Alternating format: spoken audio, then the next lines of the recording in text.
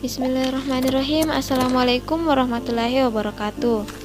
Perkenalkan, nama saya Siti Zainab Irwan, mahasiswi dari Program Studi Ekonomi Syariah semester 5C, Fakultas Ekonomi dan Bisnis Islam, Kampus Institut Agama Islam Negeri Palopo.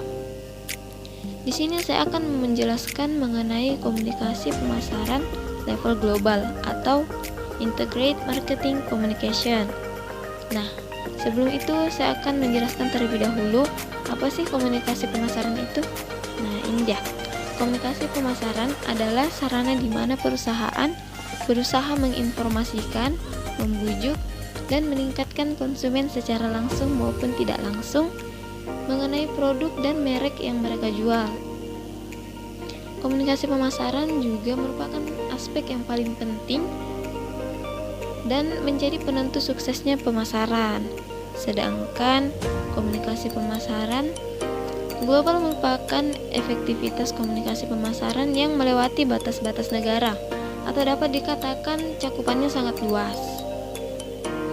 Nah, adapun bentuk utama dari komunikasi pemasaran yaitu yang pertama ada personal selling, yang merupakan bentuk komunikasi antar individu di mana tenaga penjual menginformasikan, mendidik, dan melakukan persuasi kepada calon pembeli untuk membeli produk atau jasa perusahaan.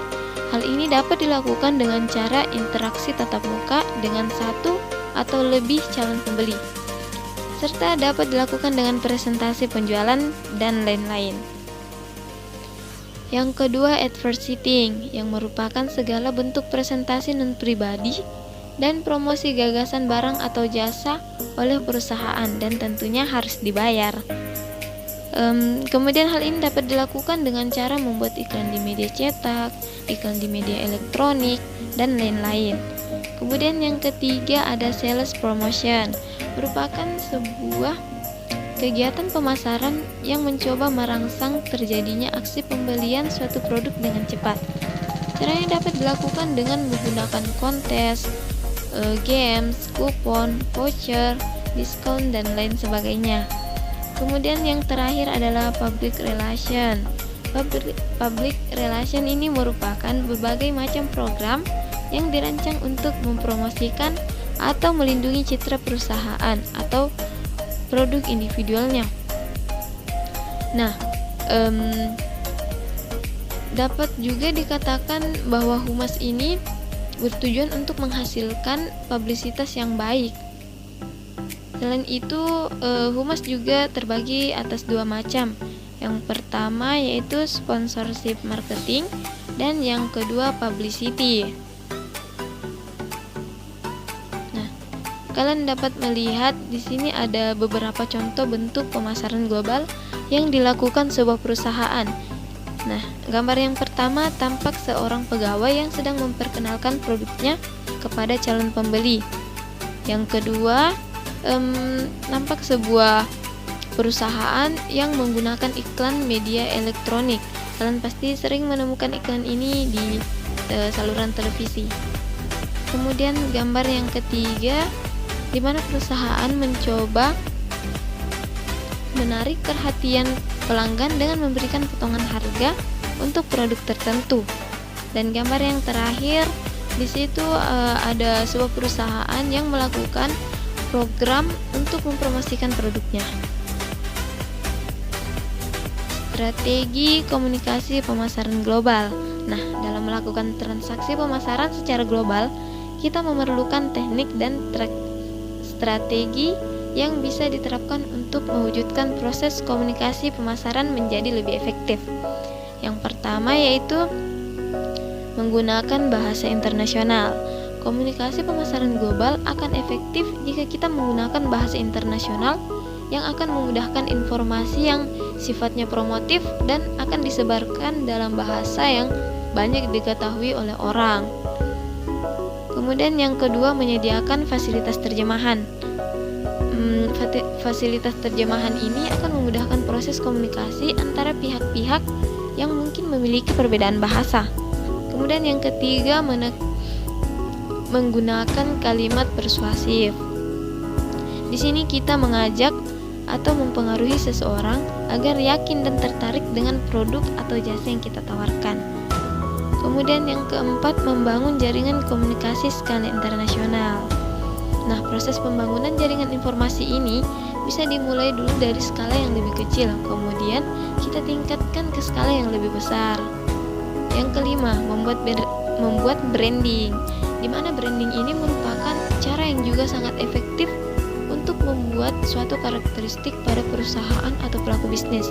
Dengan adanya branding, seseorang bisa lebih mudah mengingat tentang jasa atau produk yang sedang kita tawarkan. Yang keenam, menyediakan layanan customer care.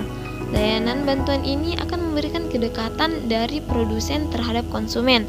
Nah, untuk memberikan layanan ini, tentunya kita harus memperhatikan poin-poin sebelumnya, seperti misalnya menggunakan bahasa internasional, atau setidaknya menyediakan fasilitas terjemahan dan lain sebagainya. Yang ketujuh, menyediakan saluran global, di mana terdapat akses yang memungkinkan kita dalam melaksanakan proses komunikasi pemasaran yang berlangsung secara mendunia. Dan yang terakhir, menyesuaikan latar belakang tempat.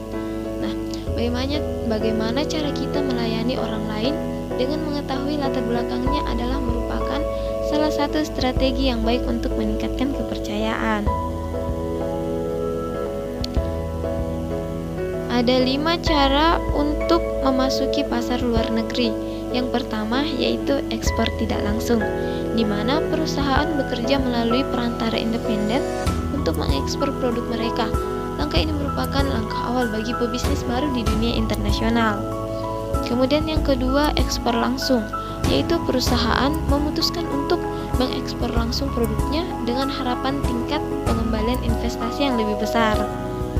Yang ketiga, pemberian lisensi. Pada tahap ini, perusahaan memberikan izin kepada perusahaan asing menggunakan proses manufaktur, merek dagang, hak paten, rahasia dagang, atau hal berharga lainnya demi untuk mendapatkan fee atau royalti. Kemudian yang keempat, usaha patungan, di mana investor luar negeri bekerja sama dengan investor lokal untuk membentuk usaha patungan. Kemudian di dalamnya mereka berbagi kepemilikan dan kendali perusahaan. Dan yang terakhir, investasi langsung, di mana perusahaan asing dapat membeli sebagian atau seluruh kepemilikan perusahaan lokal atau dapat membangun fasilitasnya sendiri. Hal ini sudah banyak ditemukan di Indonesia.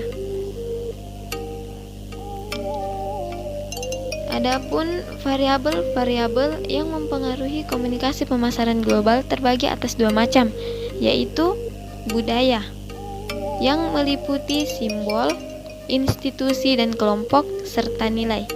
Kemudian ada media, di mana perkembangan media ini dipengaruhi oleh perubahan struktural dan regulasi menyangkut industri media di setiap negara. Banyak organisasi, media dan agen berusaha tumbuh melalui pengembangan jaringan internasional. Baik, mungkin itu saja yang dapat saya sampaikan. Apabila terdapat kesalahan dalam penyampaian, saya mohon maaf sebesar-besarnya, karena saya hanyalah manusia biasa yang tidak luput dari salah dan dosa.